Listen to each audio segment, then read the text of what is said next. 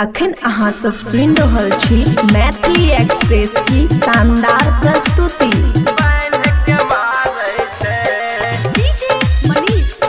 खुशी recording studio बलुआहा। रे छौरा तोर चलते घर में हमारा बहन के मारे छे। रे छौरा तोर चलते घर में हमारा बहन के मारे छे।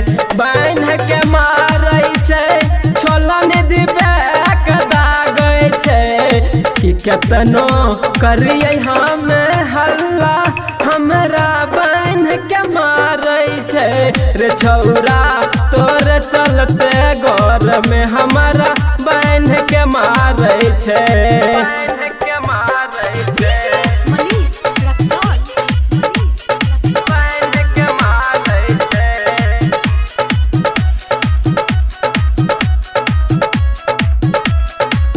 खुशी रिकॉर्डिंग स्टूडियो बलुआहा।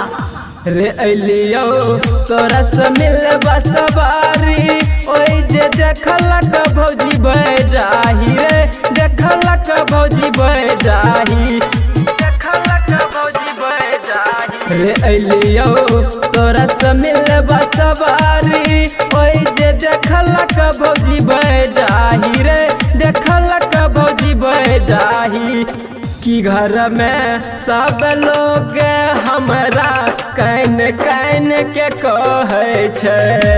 रे छौरा तोर चलते घर में हमारा बहन के मारे छे।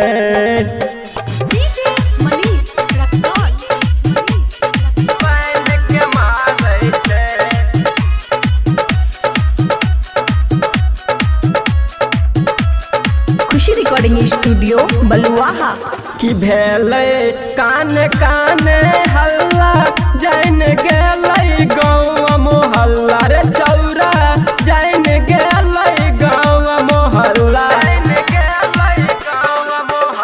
कि भेले कान कान हल्ला जान गेलै गाँव मोहल्ला। रे छौरा जान गेलै गाँव मोहल्ला। रे सोने लोगवा कहता ना भैया हमरा मारे छे। रे छौरा रे सिंहेश्वरा तोर चलते है घर में हमारा बहन के मारे छे।